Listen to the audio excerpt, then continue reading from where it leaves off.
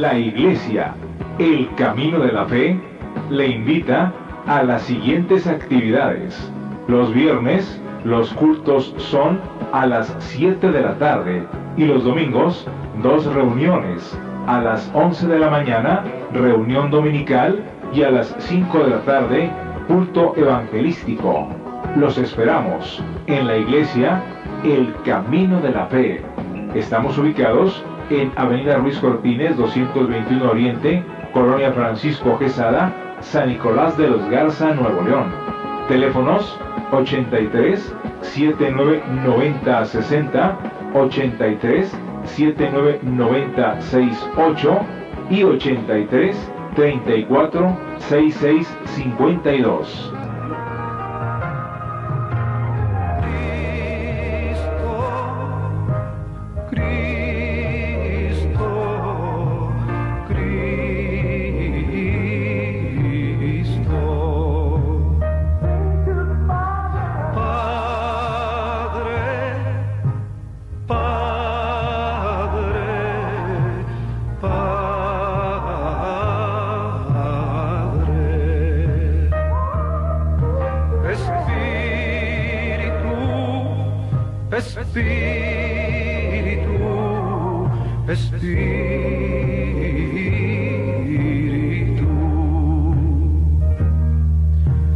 Deja tu agua viva entre mi alma correr. Deja tu Espíritu Santo que tome control de cada situación que cause confusión. Todas mis aflicciones yo entrego a ti.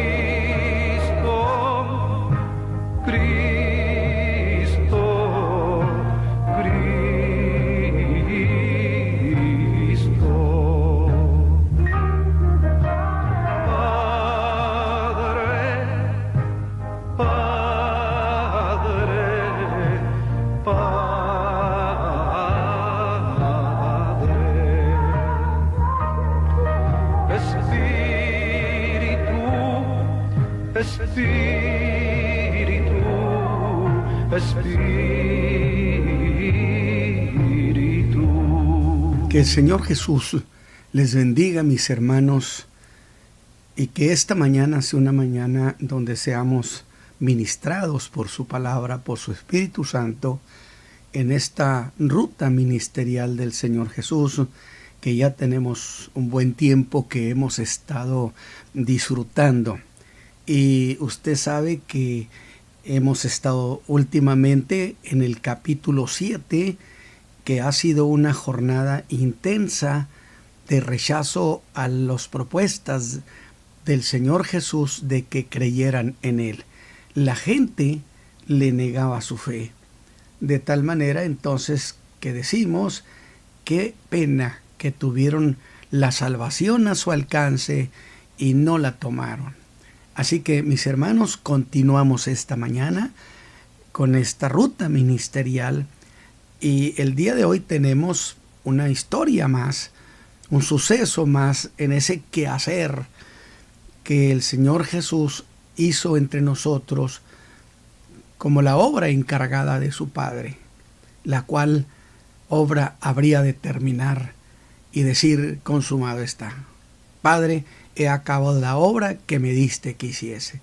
Muy bien, pues Dios bendiga a nuestros hermanos, ustedes allá en Estados Unidos, al hermano Isaí, nuestro hermano Gamaliel, y yo aquí, por supuesto, desde la ciudad de Monterrey, Nuevo León, México, muy contento, verdaderamente muy contento por la bendición que significa poder hablar del Hijo de Dios, que Dios nos conceda ese privilegio de hablar de su Hijo, pues no es una cosa como para tomarse a la ligera, sino es una oportunidad muy ilustre. Así que, mis hermanos, esta mañana ya hemos salido del capítulo 7 y entramos al capítulo 8 del Evangelio de Juan. Y dice la siguiente lectura, que es en el capítulo 8 del versículo 1 al 11. Nos habla acerca, hace un enlace el primer versículo con el capítulo 7 que había terminado, ese día tan duro, pero duro y hostil en realidad. Y entonces al terminar ese día, dice Juan, que Jesús se fue al monte de las Olivas. Y por la mañana volvió al templo y todo el pueblo vino a él. Y sentado él les enseñaba. Entonces los escribas y los fariseos le traen una mujer tomada en adulterio. Y poniéndola en medio, dícele: Maestro, esta mujer ha sido tomada en el mismo hecho, adulterando. Y en la ley Moisés nos mandó apedrear a las tales. Tú pues, ¿qué dices? Mas esto decían tentándole para poder acusarle. Empero Jesús, inclinado hacia abajo, escribía en tierra con el dedo. Y como perseverasen preguntándole, enderezóse y díjoles: el que de vosotros esté sin pecado, arroje contra ella la piedra el primero. Y volviéndose a inclinar hacia abajo, escribía en tierra. Oyendo pues ellos, redargüidos de la conciencia, salíanse uno a uno, comenzando desde los más viejos hasta los postreros. Y quedó solo Jesús y la mujer que estaba en medio. Y enderezándose Jesús, y no viendo a nadie más que a la mujer, díjole: Mujer, ¿dónde están los que te acusaban? ¿Ninguno te ha condenado? Y ella dijo: Señor, ninguno. Entonces Jesús le dijo: Ni yo te condeno. Vete, pero no peques más. Historia de salvación extraordinaria. Muy bien, mis hermanos, pues dijimos que con este capítulo 8 del Evangelio de Juan, seguimos, por supuesto, esa ruta ministerial del Señor Jesús. En el capítulo 7, el Señor empezó a poner a descubierto lo que llamé las deficiencias morales y espirituales de la gente de Jerusalén. Una de esas deficiencias es que en cada afirmación que Jesús hacía, buscando vehementemente que le creyeran, invariablemente buscarían desmentirlo. Se resistían a creer en él. Y por una razón u otra, al final era lo mismo, una durísima incredulidad. Es entonces cuando el Señor Jesús abre una nueva cuestión con ellos y les dice que son pecadores.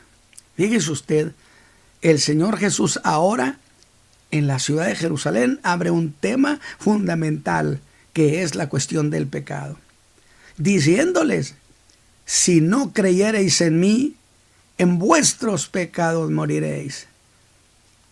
Que por cierto es la cuestión más importante, pues no tendría sentido que los predicadores no convocáramos a la gente al arrepentimiento, al cambio de vida, a recibir a Cristo como su Salvador, si es el tema más importante. Pues fue la razón por la que Dios envió a su Hijo. Y ponga oído a esto, que uno de los temas, y aún más, el asunto que llevaría a final esas charlas, fue precisamente esto del pecado. Cosa que el Señor hizo tema sobresaliente. Un predicador no puede mantener olvidado el tema de llamar al arrepentimiento, el tema de los pecados, porque entonces sería un evangelio incompleto. Y por haberlos acusado que eran pecadores, mire usted la defensa que de sus puntos de vista se hizo todavía más rabiosa, desmintiendo abiertamente la versión que Jesús estaba dando de esos hechos, defendiendo categóricos con fuerza que ellos no eran pecadores, ellos eran hijos de Abraham. Y por causa de rechazar la versión que el Señor Jesús daba de sus vidas, el capítulo 7, puedo decir, terminó de manera trágica. Mire cómo dice: y cada uno se fue a su casa. Palabras estas que más bien parecen un epitafio, un lamento. Y lo era, porque se fueron con sus corazones vacíos, sus almas sedientas y cargando sus pecados evidentemente hasta la misma eternidad, si es que jamás llegaron a creer en Él. A pesar que Jesús había clamado, puesto toda su energía: si alguno tiene sed, venga a mí y beba. Y note ese venga a mí, ese vengan a mí, crean en mí. Es la doctrina de la fe personal en Cristo Jesús para tener perdón de pecados. Si el hombre o la mujer no ponen su fe en la persona del Señor Jesús, no podrán obtener salvación de ninguna manera, ni busque, que al cabo no hay. Sin embargo, a pesar de tener el perdón tan cerca de ellos, se fueron esa noche, esa tarde, en un total fracaso. Alabado sea Dios. Y fue así que llegó el siguiente día, este capítulo 8, donde tenemos el mensaje de esta mañana.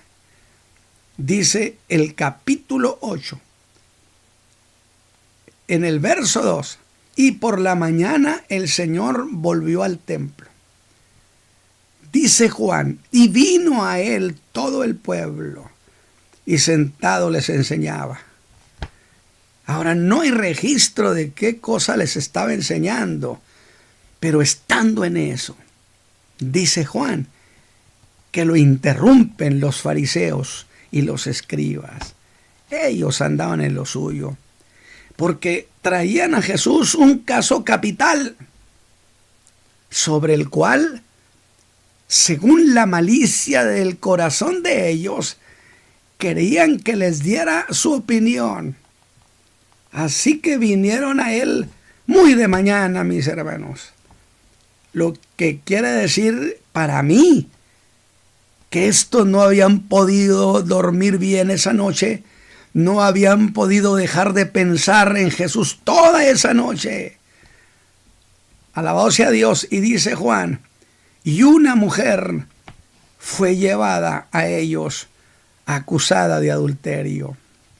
La presentaron a los escribas y fariseos, y estos maliciosamente pensaron que sería una muy buena idea remitir este caso a Jesús para que diera su opinión, a ver qué decía. Ellos buscaban ponerlo en conflicto supuestamente con Moisés, aunque de hecho, según la ley, ¿para qué llevarlo a Jesús?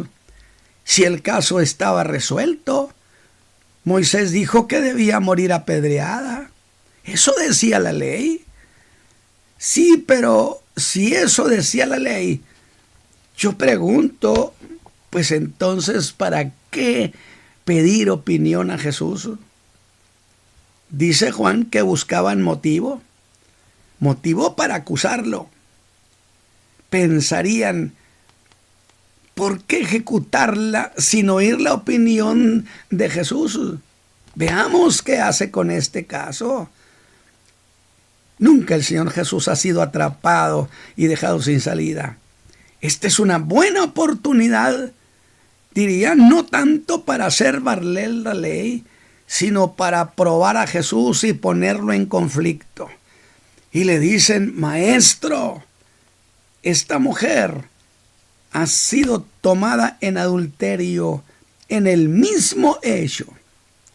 Es decir, hay testigos presenciales.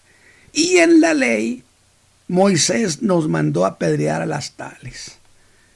Y yo otra vez digo: pero entonces, ¿para qué vienen con Jesús si Moisés lo había dicho?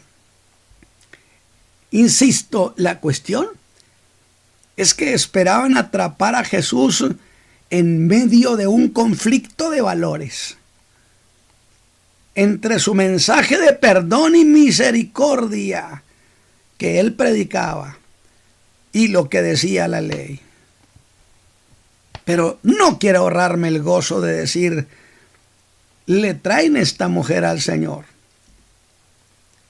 Y no quiero, perderme el gozo de decir que trayendo a esa mujer a Jesús, a Cristo Jesús, cometieron el más glorioso de los errores. ¿Sabe por qué, mi hermano? De un gloria a Dios. Porque trajeron la oveja perdida al buen pastor, el que andaba buscando las ovejas extraviadas. Precioso, me alegro de decir que a esa mujer, ese día, no le podía suceder cosa mejor. A nadie le puede suceder cosa mejor que ser presentado al Señor Jesús, que ser llevado ante el Señor Jesús.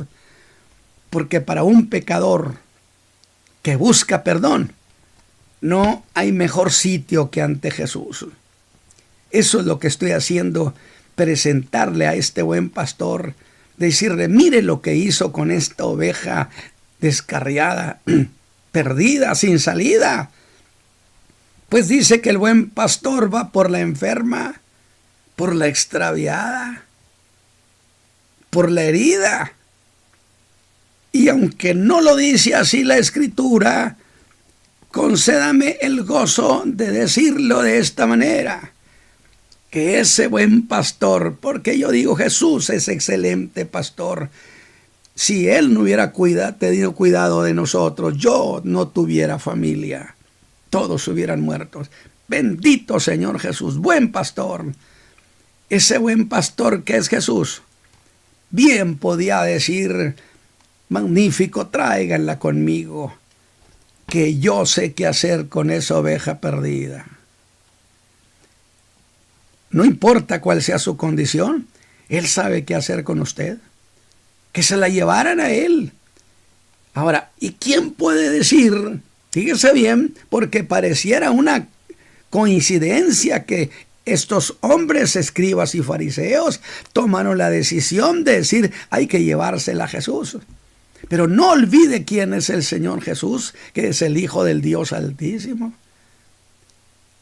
Y puedo decir, ¿por qué no pensar que fue el mismo Señor Jesús quien conocía todas las cosas, quien en su señorío ordenó que se la llevaran a Él, que no la apedrearan, que se la llevaran primero a Él? Alabado sea Dios.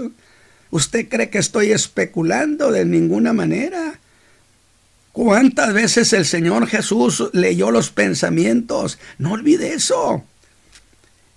Y al tener ante Él a esa mujer, mire qué hizo el Señor Jesús.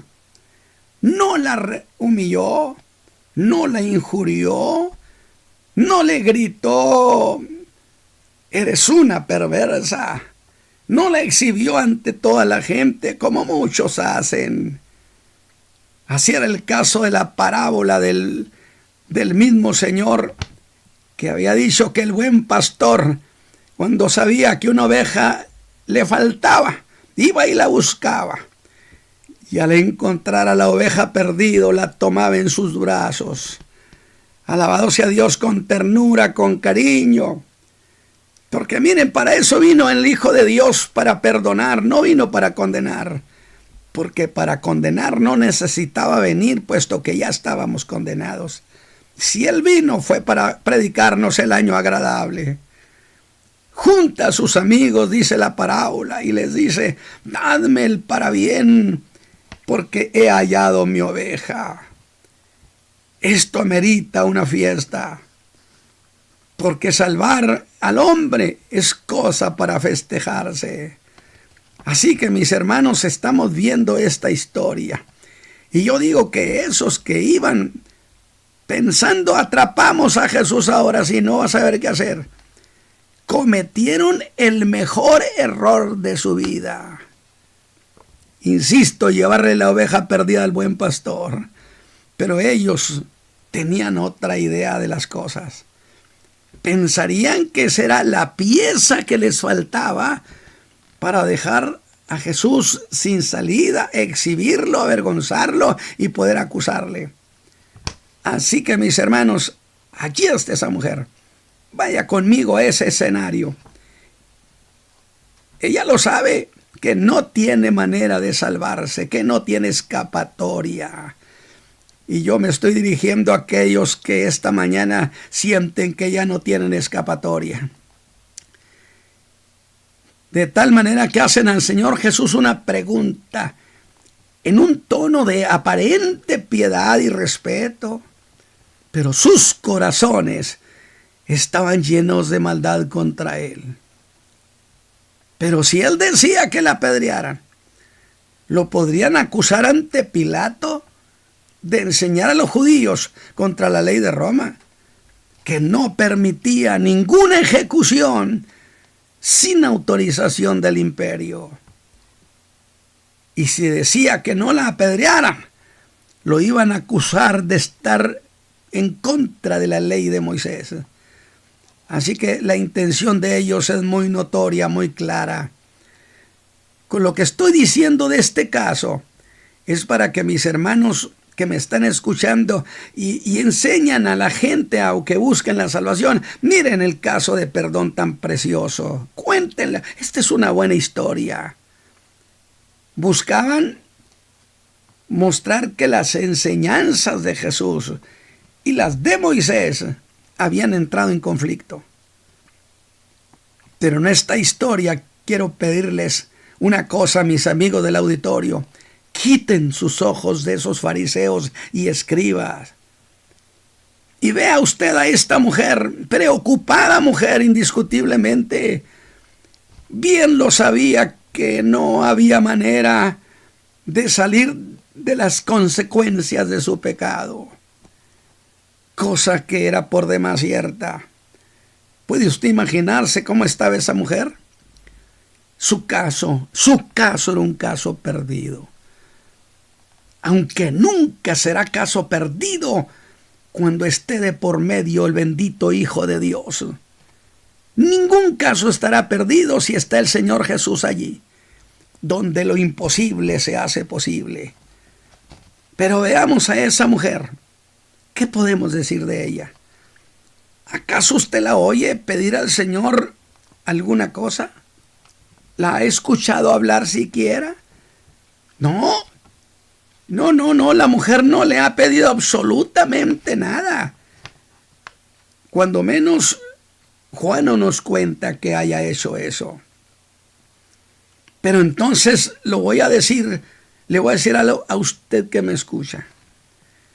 No debe olvidar jamás, y estas cosas las entiendo y las percibo en mi espíritu de toda la vida, que es cierto, aquella mujer sin duda fue llevada llorando, llena de temor, aunque jamás se oye que ella pida perdón o misericordia, porque ella sabía que no iba a haber misericordia. Si está Jesús y hay misericordia. Pero nadie, también quiero decirle, escúcheme por favor, tampoco ninguno puede saber las cosas que pasaban en su alma. Creo que su alma era un remolino, y sin saber cuáles fueran las palabras silenciosas que salían de su alma. Es decir, ella no estaba hablando, no fueron oídas por nadie, pero ¿no le parece razonable pensar que ella iba reflexionando y que en su alma debió haber una súplica sin palabras, que su alma pidiera, que fuera diciendo: mi Dios, dame una oportunidad, pequé, ayúdame. Y Dios oye los pensamientos, porque usted no puede, ciertamente usted no oyó a esa mujer pedir, pero tampoco puede decir que en silencio en su alma no pidió. Y el Señor Jesús oye las peticiones del corazón. Por eso nadie se atreva a decir qué pasó con alguien, porque puede ser que suceda una relación de esta manera. Ahora, oportunidad que los líderes no le iban a dar a esta mujer. Pero, ¿cómo es eso? ¿Cómo es que de esa manera pudo ser oída? ¿Acaso no ha habido casos en la ruta ministerial donde el Señor Jesús manifestó conocer los pensamientos? ¿En las casas de los fariseos? Y yo le digo, en el club de los silenciosos, no hablaban. Y dice, y el Señor Jesús contestó. Y yo dije: Señor, ¿cuándo? Si ni siquiera han hablado. Pero el Señor Jesús conocía sus pensamientos y contestaba a sus pensamientos. Sí, Señor. Sí, Señor. Nomás para que sepa quién es el Salvador que le estoy hablando. Sin duda, el Señor Jesús hizo que no la ejecutaran en el acto, que se la llevaran a Él. Él sí sabía qué hacer para darle ayuda y perdón. Perdón y nueva vida que no le iba a negar. No le iba a negar su misericordia. Los religiosos no tendrían compasión. Mucho menos si buscaban desacreditar a Jesús. Vea lo que hicieron. La pusieron en medio de toda la gente. Pues ¿para qué? Para exhibir a Jesús. Para que todos se enteraran de qué decía Jesús y fueran testigos. Y creo que Jesús pudo decir: bueno, ustedes así lo quisieron. Eso lo digo yo. Aunque Jesús no responde a sus preguntas, sino que se pone a escribir en tierra. Yo no voy a especular qué escribía en tierra. Digo, porque sería especular. Esto debió parecerles una táctica dilatoria. Pero también podemos pensar que lo que había en sus malvados corazones, ciertamente el Señor Jesús no los estaba atendiendo porque no lo merecían. Ni atención ni respuesta. Eso pienso que era. Pero esos jueces improvisados insistieron, despiadados, porque no hay duda que estaban resueltos a llevar a cabo su doble propósito: matar a aquella mujer y desacreditar a Jesús. Y es entonces ante la insistencia de ellos que el Señor Jesús se endereza. Y sí dijo, y sí hizo algo. ¿Sabe qué hizo? Escúcheme bien. Decidió llevar este caso al tribunal de sus conciencias. Usted me va a decir: hermano Ramos, ¿y qué es eso de la conciencia? Es como un juez que hay dentro de cada hombre. Y su conciencia, usted lo sabe. Puede ser que usted quiera convencerla que no hizo mal. La conciencia no le va a decir que hizo bien, porque es un juez imparcial, no favorece a nadie, no negocia. Y algunos le han llamado la voz de Dios dentro del hombre. Y el Señor Jesús había escudriñado los corazones de todos los acusadores y vio que ninguno estaba limpio. Alabado sea Dios. Había hombres allí de gran edad. Ahí estaban los barbalargas. Querían ejecutarla. Y entonces el Señor Jesús haga de cuenta como los mineros, esas minas viejas que están llenas de ruina. Pero escudriñó sus almas, sus corazones, y allá como minas viejas encontró pecados antiguos. Alabado sea Dios. Y vio que ninguno estaba limpio de pecado. Y es entonces cuando los confronta con su conciencia, diciéndoles: el que de vosotros esté sin pecado, arroje contra ella la primera piedra. Algo así como: el que tenga pecado no tiene derecho a acusar, porque él mismo es un acusado. Este es un vicio muy común de acusar, aunque el hombre esté en peores condiciones. Vea lo que el Señor ha hecho. Lo que hizo fue cuestionar su derecho de acusar, cosa que es muy común.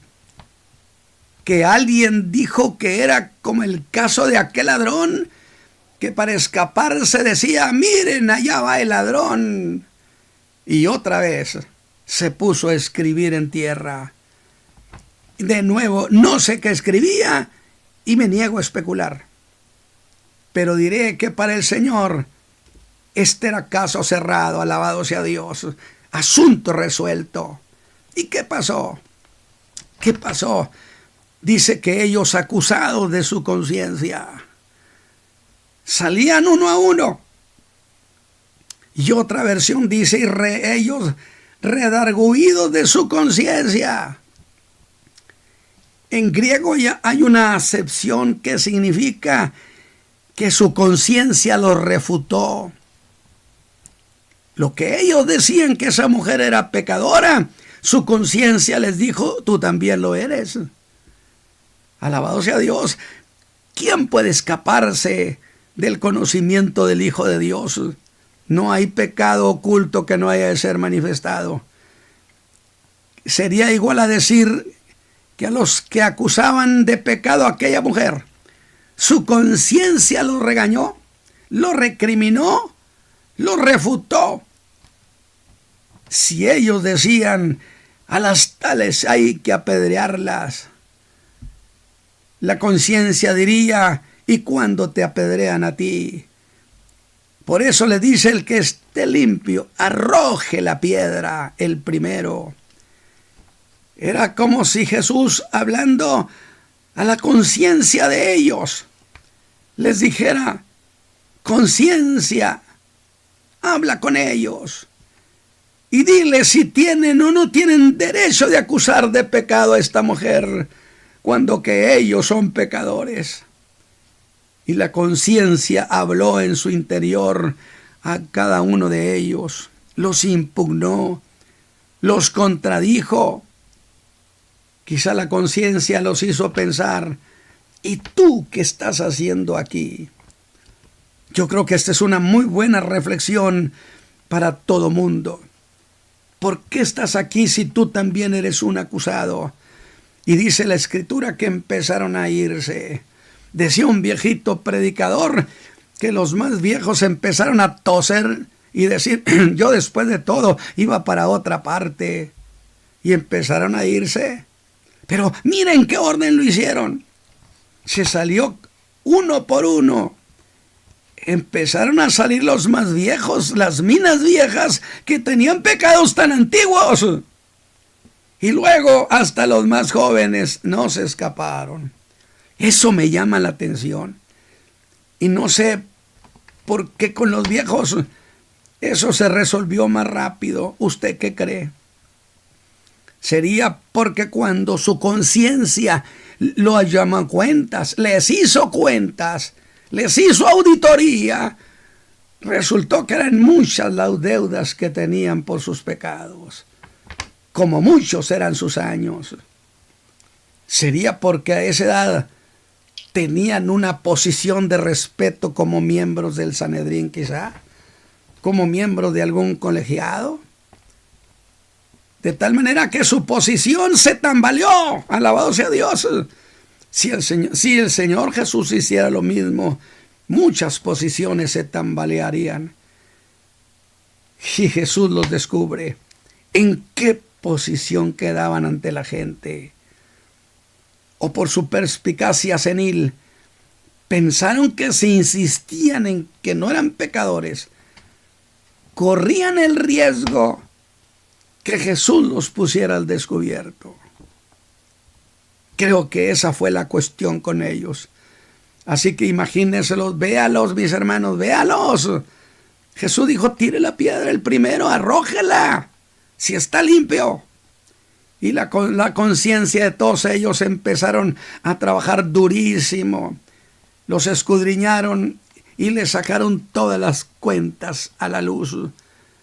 Así que se fueron saliendo todos, hasta que los que habían estado,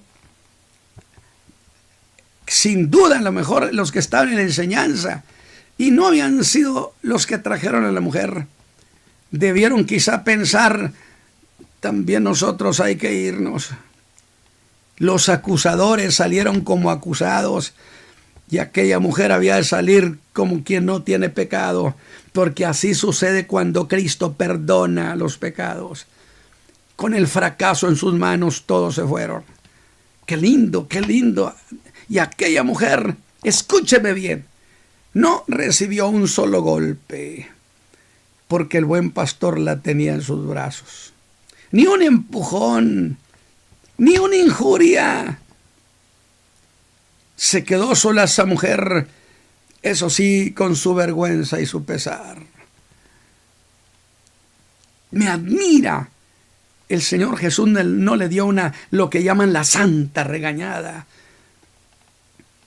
Con qué misericordia la trató, porque Él entendió el pesar de su alma. Fue dejada sola con el Santo de Dios, en el mismo lugar donde la habían llevado. Gloria a Dios para siempre. Y dice el verso 10, y enderezándose Jesús, no viendo a nadie más que a la mujer. ¿Cómo cree usted que estaba sintiendo la mujer cuando vio que tiraban las piedras a un lado y se iban yendo? Y le dice, mujer, ¿dónde están los que te acusaban?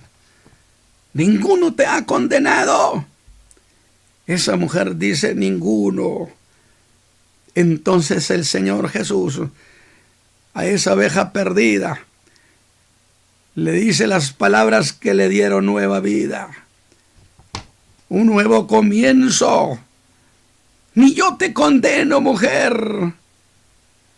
Qué distinta actitud la que a veces tenemos y la falta de misericordia. Ni yo te condeno. Tampoco significa que el Señor Jesús estuviera consintiendo el pecado. Pero le dice, ni yo te condeno. Vete. Alabado sea Dios. Sintió que ya no estaba atrapada, le dieron libertad. Vete. Mas no peques más. Ni yo te condeno, te perdono. Lo que prueba que está verdaderamente arrepentida. Pues el Señor Jesús no iba a otorgar un perdón a quien no tenía arrepentimiento en su corazón. Porque el Señor Jesús sabía lo que había en el alma. Él sabe lo que hay en usted esta mañana.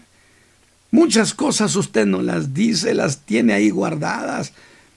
Usted las tiene en su alma. Pero usted tenga la certeza que el Señor Jesús la conoce. Y conoce esos pensamientos que están en usted, pero que no han salido de sus labios. Ni yo te condeno. Lo que prueba que estaba verdaderamente arrepentida aquella mujer. Algunos han dicho que no debe interpretarse como si hubiera venido por fe para ser salva. Sin duda, pero ¿acaso alguno puede saber lo que pasó en su alma cuando la llevaban, cuando la encontraron adulterio, cuando la tomaron de manera violenta, cuando la empujaron, cuando la llevaban de esa manera insultante? ¿Usted cree que esa mujer no iba llena de temor y pudo haber pedido en su corazón que Dios tuviera misericordia? Y en Cristo Jesús, Dios le otorgó ese perdón y misericordia. Padre eterno, una historia más preciosa de la salvación de tu Hijo, del cariño con que trataste al perdido, querido Señor. ¿Qué hubiéramos hecho si no hubiera sido tan bueno con nosotros?